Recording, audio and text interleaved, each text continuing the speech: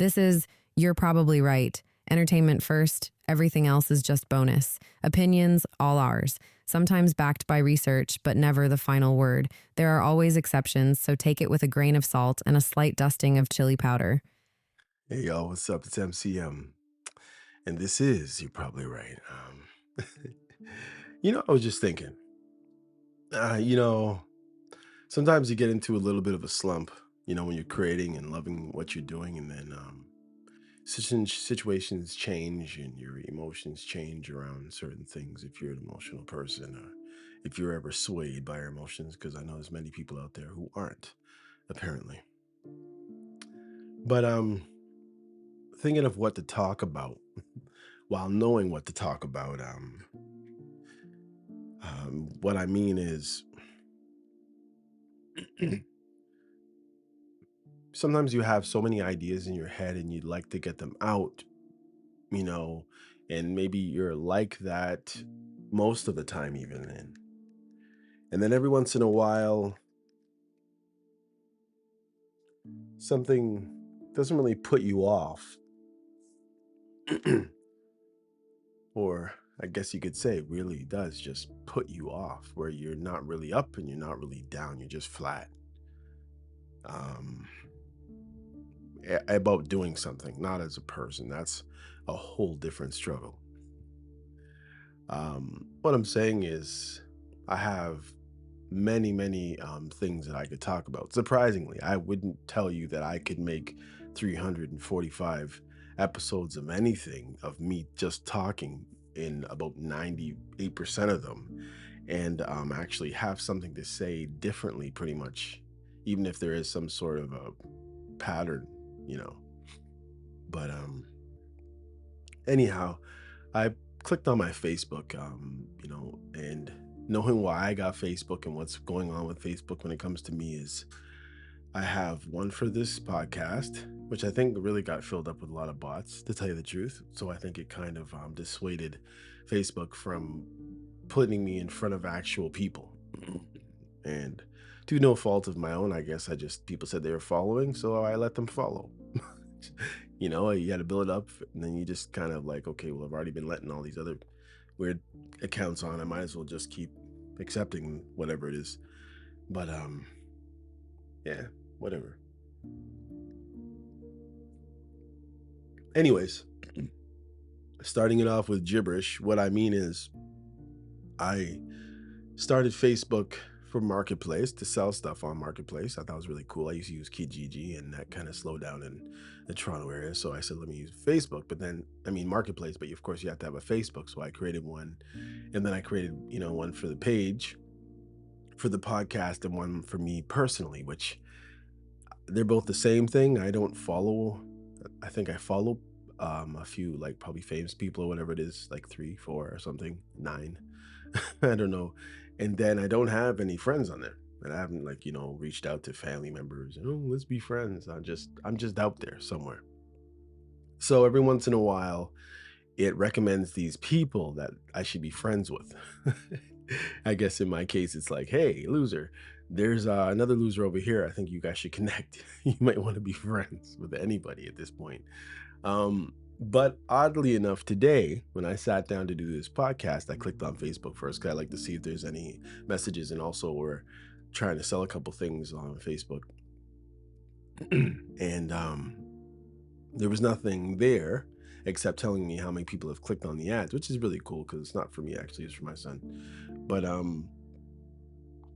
then again, leaving that alone, the heck, cat. Okay. The point is that the person that they said I should become friends with today happens to, okay, the person's, should I say that? Can I say the name? Yeah, why not, right? Their name is Ruth Ann on Facebook. And the weird thing about that is nothing really, except for the fact that she has the same second name as my sister, which is Anne, and even spelt the same, which without the E is just, it doesn't seem like it's very popular when I look at it now. Most people have the E at the end, but anyway, that's one thing. And it's like off in a distance over a lake looking at the sun as it's going down. So it's a very dark towards the bottom of the picture, and then it kind of reflects. But which would, there's no face. The person doesn't have a face. It's just this off in the distance thing. And then below that in photos, it has a rainbow, two rainbows side by side on a sky. It's one road, everything's one except for the rainbow. And it's kind of giving you the vibe of, again, off in the distance in the heavens. You know what I mean? And then I look up and it said, you see the birthday cake, and then it says beside it April 13th, which again is the birthday of my sister. And you just kind of, it's kind of strange knowing that it's, again, she's 2 years older than me, and this is 2 days before my birthday.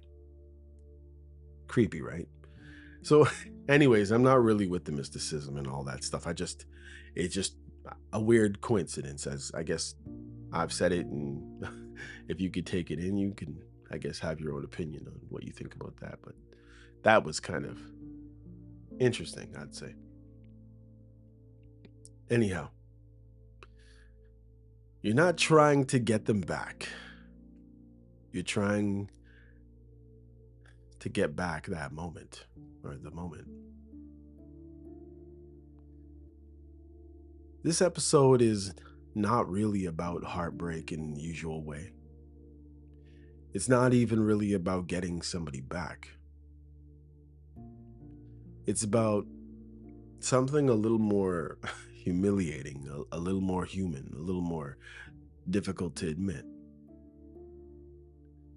Sometimes you are not trying to get the person back. You are trying to get back the moment. That is a different thing. I think a lot of people stay stuck for years because they don't know the difference. Maybe it's not years for you, maybe it's months. They think they are still in love with this person. They think they're still obsessed with the relationship. They think they're still trying to win the person back, but what they're really trying to do is get back to one stretch of time, one feeling, one emotional summit, one brief impossible season where life felt like it opened the right door for you. And that is what, in many cases, many are chasing. I think that it's what this episode should probably really be about. What do you do when you finally touch the thing you always believed life could hold, and then before you can actually get your bearings,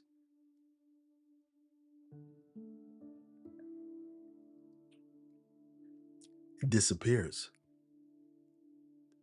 What do you do when you finally hit the 1 million, the one in a million shot, and then spend the next year trying to hit it again instead of admitting that maybe it was only ever meant to be a once in a moment, once in a lifetime thing? What do you do when you win the trophy, hold it for a night, maybe a week, maybe less, and then spend the next year living like the whole point of life is somehow getting the trophy back in your hands? Fast life. And how do you know when you are no longer chasing a person, but chasing a peak? And how do you chase a peak? That is where I want to start, because I think some of the deepest sufferings in relationships is not just rejection. It's about being abandonment. It's not even just confusion. It is the pain of briefly inhabiting a version of life that felt unbelievable to you. Although you dreamed of it, you could see yourself in the dream, and then being thrown out of it after you actually attain it.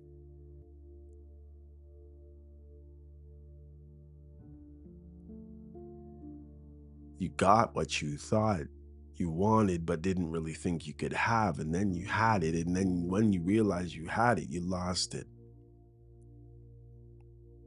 And that is what wrecks people.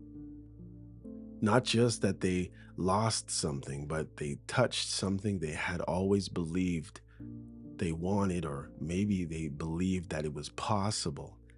And then it was gone. One moment in time, one happening, one moment. And the moment was really a moment. There are moments in life that feel ordinary while they're happening. It's like, oh, yeah, here we go. You sway a little bit. And then the sway's over because the song cuts short. Then there's another moment that feels like you somehow slipped into some kind of a private miracle. And the strange thing about those moments is that sometimes while they are happening, you do not even, you don't even fully understand what's going on. You just know it's going on. You're too inside of it, too lit up by it, too taken by it. Maybe it's the person, maybe it's the way they look at you, maybe it's the fact that somebody you never thought would choose you did. Maybe it's the fact that life suddenly felt cinematic. The lights are on, now they're off. Maybe it's that you went from drifting, grieving, floundering, suffering to suddenly feeling like you stepped into a version of yourself that was more alive, more chosen, more awake than the one you had ever thought you were ever going to have, and the one that certainly you were living. And it happened fast, faster than your wisdom can catch up, faster than your discernment can catch up, faster than you can figure out how to manipulate the things that you'd want to manipulate to make the things work the way you'd want them to work, faster than your self-protective can catch up. Because if you have been lonely or wounded or grieving or just spiritually tired, and then life suddenly gives you a rare, beautiful, impossible, amazing opening, you don't just stand there with a clipboard and a caution sign. Sometimes you just fall into it.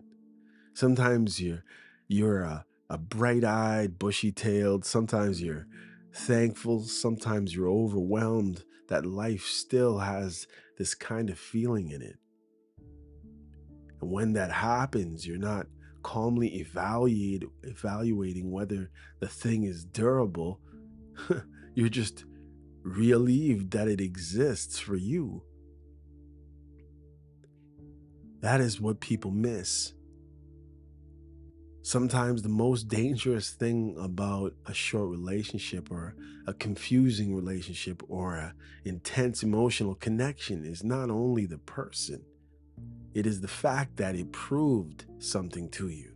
It proved that that kind of thing you always believed was possible, even though it sometimes felt a little imaginary, was actually possible to actually happen. That you hoped it did all of your life, and then for a split second it happened, and then it disappeared. Maybe it's a lottery for someone, and maybe they're broke. Maybe you're broke. No chance of eating caviar in Paris and living in a hotel famous for stars and I don't know, whatever it is that you thought was glamorous. You did it, you're doing it, and then all of a sudden the opportunity went away and you knew there wasn't a chance in this world that you can relive that again, whatever that thing could be. Maybe you made it to the NBA, and then before you could play your first game you got injured so that you can never play basketball again. I don't know, but you know what I mean.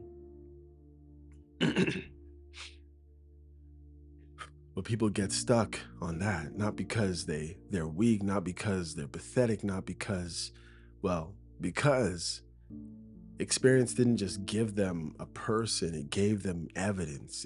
Evidence that life could still surprise them, evidence that passion was still possible, evidence that being wanted could still feel electric, evidence that the private movie they carried in their heart wasn't just fiction.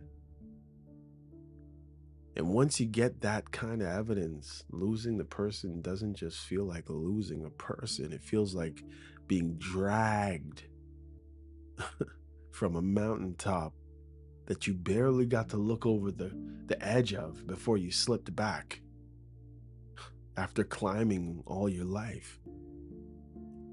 Before you even got to take a view, a picture, a selfie at the top, you slipped back off, breaking maybe your knee or something, and therefore your body just, even if you wanted to, and though you do want to, and somehow you still believe it's possible because the experience was so wonderful, but there's no way that knee is going back up that hill.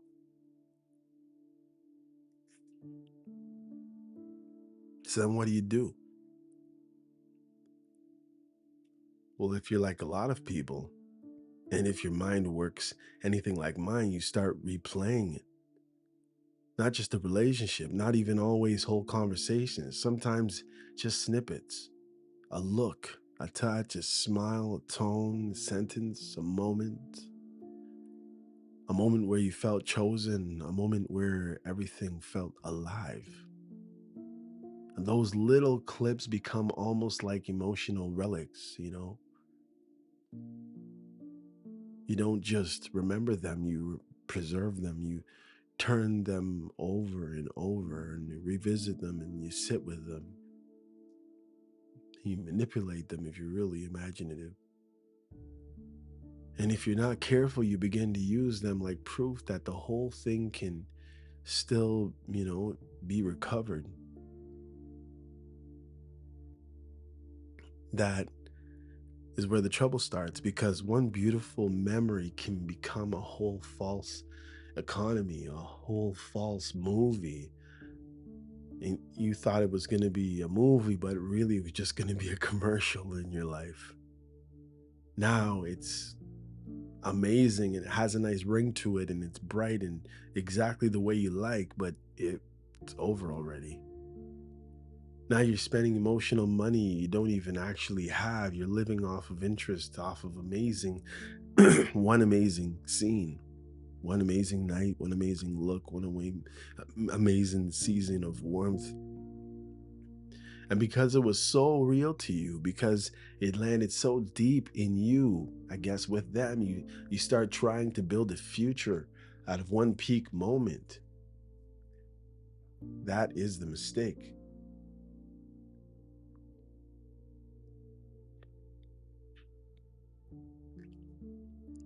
Trying to build a future out of a peak moment. We've seen it so many times with athletes and movie stars and entertainers. They get to this high, high, high moment and then it peaks and they fall off just a bit where you can tell there's a decline and they spend most of their time instead of you know falling in style like Buzz Lightyear said once. They start running as fast as like Scooby-Doo in one spot.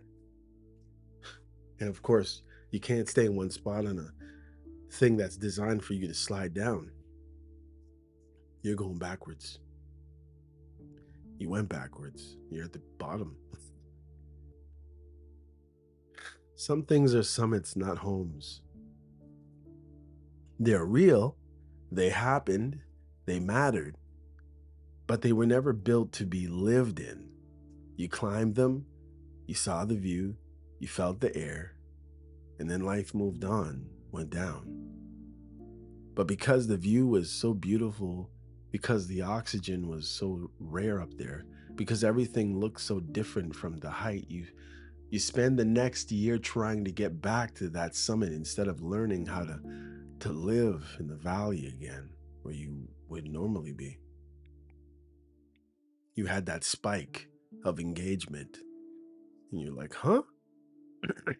And then the next thing you know, oh, you're thinking maybe this could be my everyday. Oh, it's already down. It's a cruel trap because the mind will help you stay in it. The mind will, no, no, no, no. There has to be a way back. There has to be a sequence. There has to be some sort of a route. There has to be something I can say, become, improve, understand, recover, or endure that will bring me back to that elevation when you kind of tripped up there in the first place. And it's not easy to trip up something. It's trip down, yeah, for sure. And now you're not really grieving anymore. You're strategizing. You're not mourning honesty. You're trying to recreate a miracle.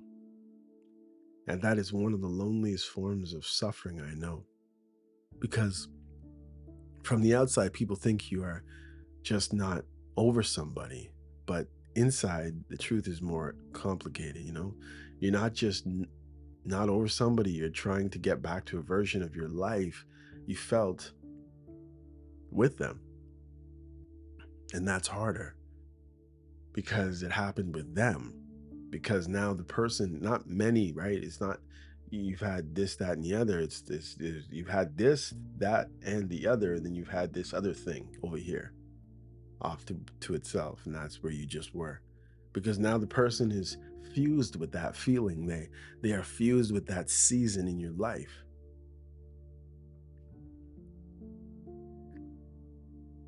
They're fused with with your own sense of arrival.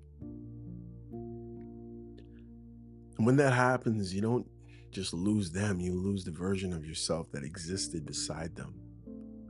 That is why people say things like, I don't even know what I miss, really, because they're missing the weather,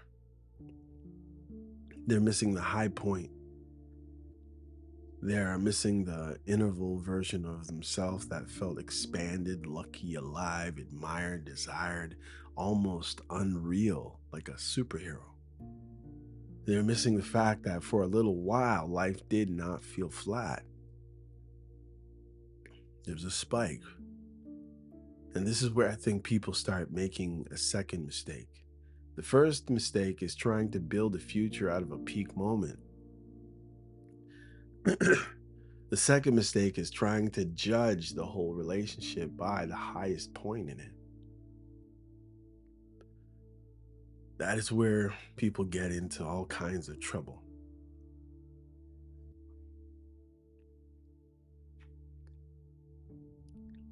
Because if the highest point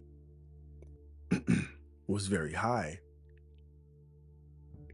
if the chemistry was very strong, if the feeling was very rare, then that starts excusing everything that came after it.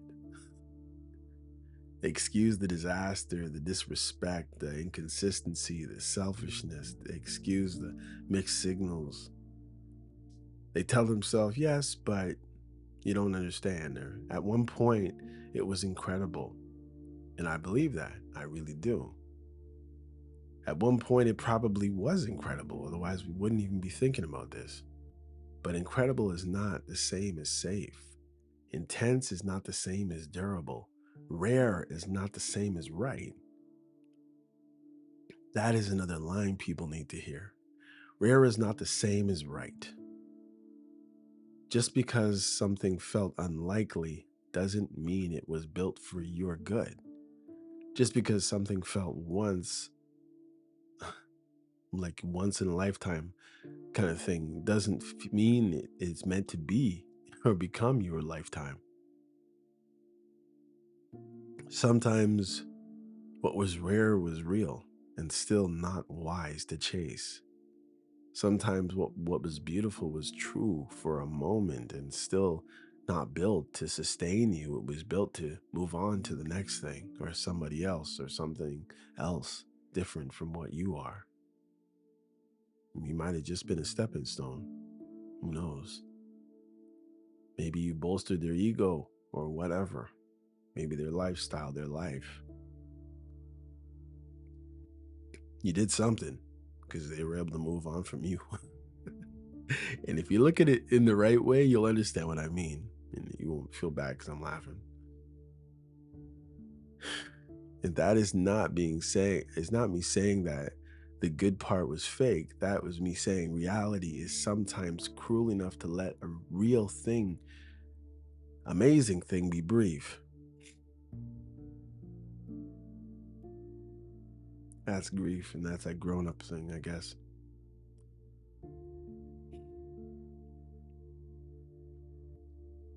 It may have meant something, but not enough to build on, y'all. That is much harder to accept because if it meant nothing, you could just call yourself a fool and move on. But if it meant something, if it really did touch you, if it really did carry a kind of wonder, if it really did make you feel like you had hit the shot of a lifetime, then losing it creates a much deeper confusion, a different kind of divot, a different scar, one that went really deep but came out so fast that left you alive but never feeling that again. Now you have to ask, what do I do with something real that was not meant to remain? What do I do with the trophy I only held for a minute? What do I do with the fact that I touched the peak but did not get to stay there?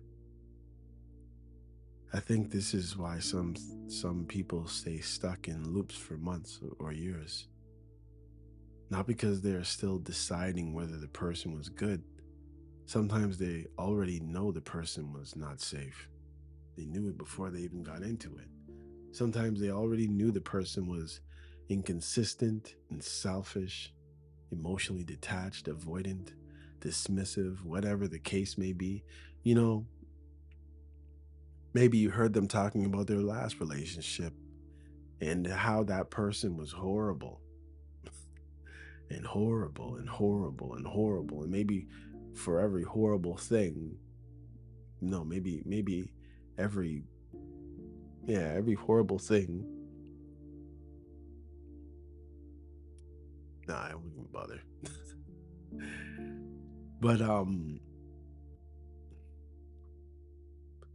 they don't ever really speak against themselves in any kind of manner where you'd have to think that the situation or the problem was them. They always just blast the other person the whole time. And we all know that hate is not the opposite of love. People get stuck on supposedly hating someone else. They can never get themselves into loving someone else. So then hate becomes your love, and your love used to be your love.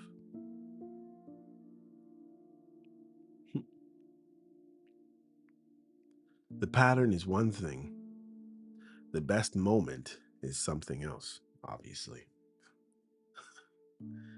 The present says one thing, the clips say another, and now you're standing there like a man or a woman holding a version of reality in both hands, trying to decide which one gets to rule your life.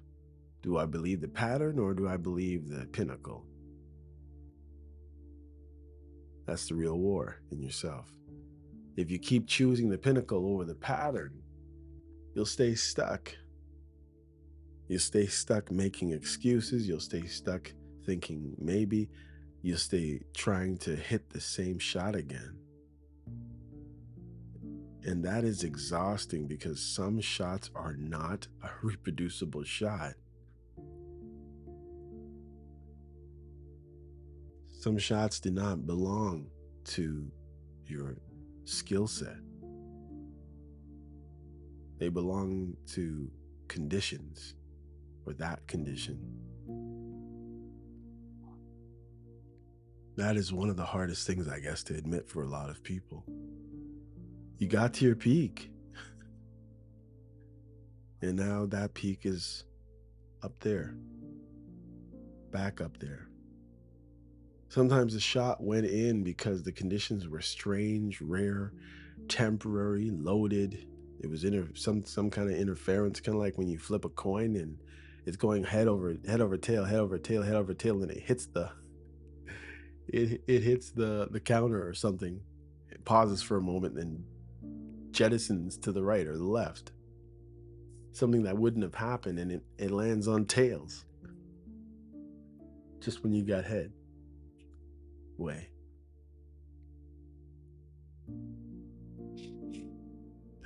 Maybe the moment was perfect. Maybe the mood was right. Maybe the timing was perfect.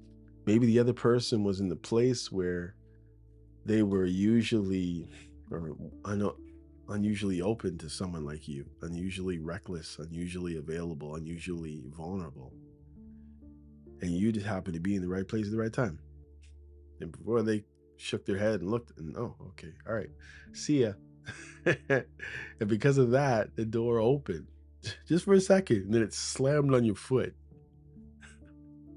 But once the conditions changed, once reality came back, once the air got thinner, once the scene shifted, once ordinary life re-entered, the opening closed.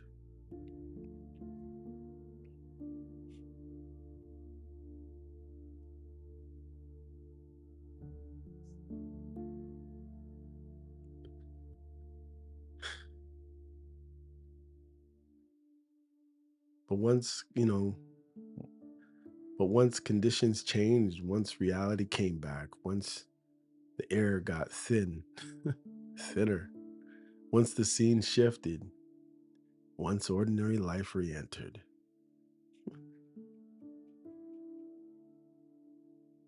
It's not always your fault. It may not even have always been about you or your value.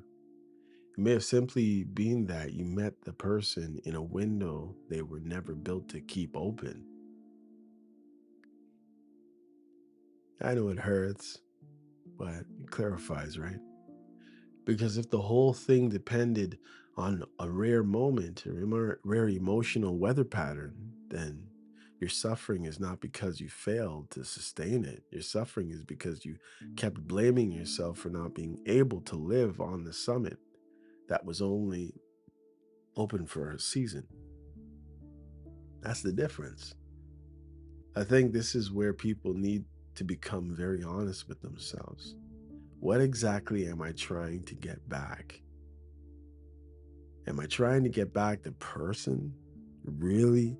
If you really look into that person, that empty soul, that miserable, jealous, self centered person that could allow another person to be hurt on their watch, see it happen, and continuing allowing it to happen through their behavior.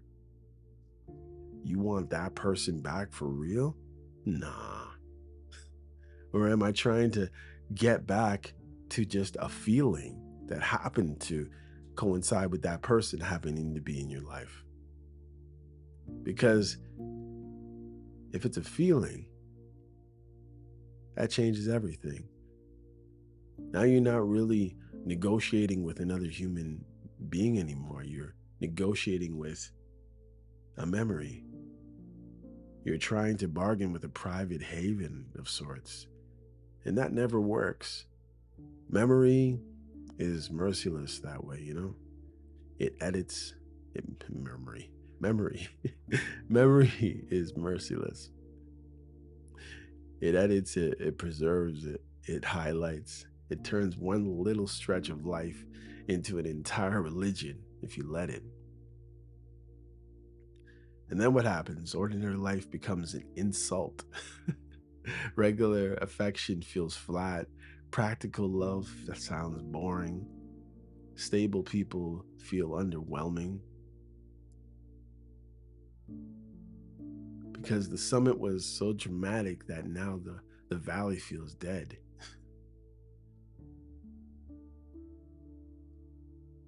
That is one danger of getting that peak and chasing peaks. It can make safety feel bland. It can make peace feel like a downgrade.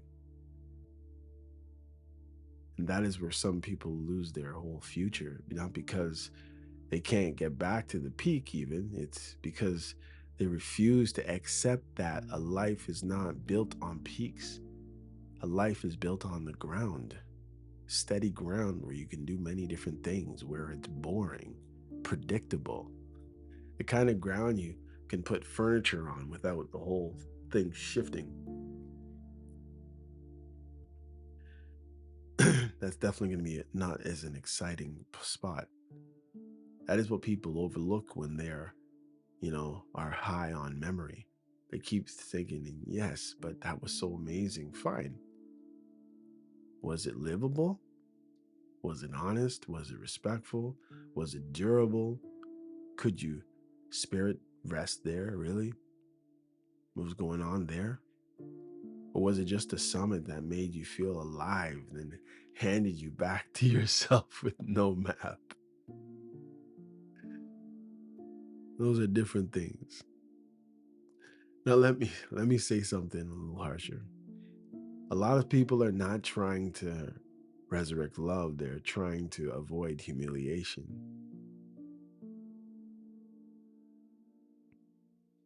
Because when the peak collapses, it's not just sad, it's probably embarrassing it somehow. I don't know. Just you fall out of it so fast. It's like, what are you doing up here? Smack down to your level.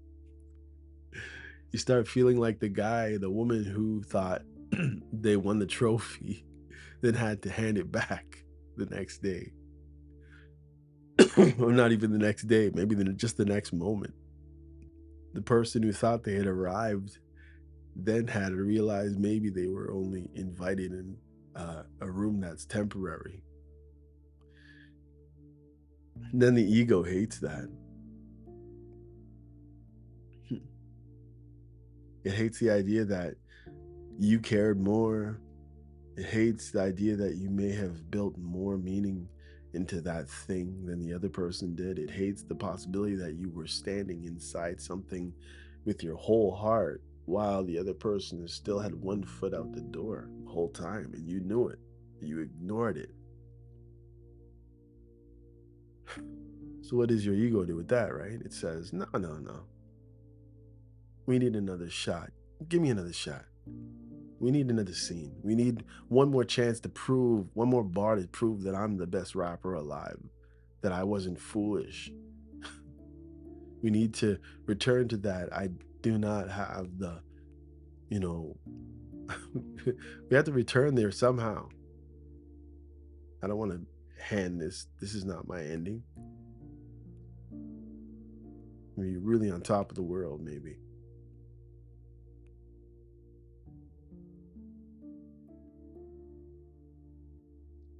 That's why people call, text, reopen, linger, wait, hope, fantasize, and build entire private mythologies all around one thing that happened once with one person at one time. Not because they're insane, just because they just don't want their final story to make them look like they lost. They got it and lost. But that's where things get dangerous for most people because then you're no longer pursuing healing, you're pursuing narrative, revenge. You want the story to come back around in a way that restores your dignity. You want the person to see you again. You want the ending to change, to bend. You want one more look, one more night, one more confession, one more gesture that tells you the peak was not a hallucination. And you're not the only person that was standing there saying, huh? I guess that's a human thing, right? Yeah, don't let it hold you. Life just wasn't meant to be that way for a long period of time. And maybe one day if you, you know, if you get honest if you stop turning the summit into the religion, if you stop trying to build a future out of a miracle, if you stop confusing a peak with a promise, then something else can happen. Maybe the next good thing in your life will not have to compete with that ghost. Maybe the next real thing will not have to climb over the shrine you built on that impossible season. Maybe peace can finally enter because you are no longer standing in the doorway asking life to be exactly what it was in that one rare hour. That's where I want to leave this. Maybe you're not trying to get them back. Maybe you're trying to get back to a moment. And maybe the whole task now is to stop treating that moment like your only proof that life can still be beautiful.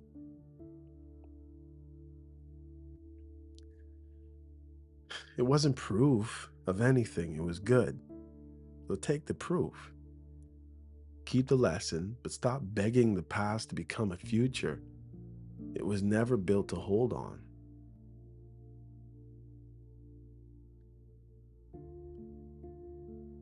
You hit the shot, you saw it go in, it happened.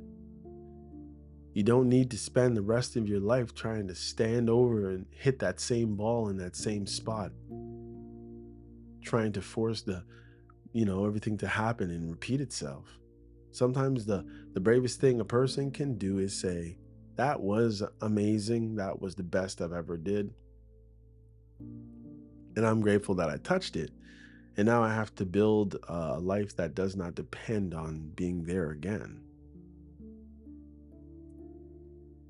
That happens in so many areas in our life, even when you really think about it. Like a guy who, like me, who took what I thought, which really, when I look at it, was probably about 3 or 4 years of trying to jump and touch a basketball rim, because before that I didn't care. Getting there and being pretty good at it, and being able to get basketball over and dunk it, even if I had to do it very softly for it to actually go in at my height. It was something. But then slowly but surely, I couldn't get up as high for as long. And eventually I couldn't get up nearly as high, you know? And I just have to recognize, yeah, I did do that. Sometimes I look back at a basketball rim and said, wow, did I really jump that high? I couldn't even dream of doing that now. But I mean, you can think of that in terms of feats like that. And then you could think of that as a pinnacle of a relationship if you kind of switch it. It's not like you're just giving up, you're just growing up in the situation. And if that is where you are right now, then maybe that is the beginning of peace, at least. Not because the story changed, not because the person came back, not because you finally got what was missing, your missing answer, but because you finally stopped asking one impossible moment to carry the weight of your life, of your future. Anyhow, y'all, thanks for listening to You're Probably Right. I'll catch you next time.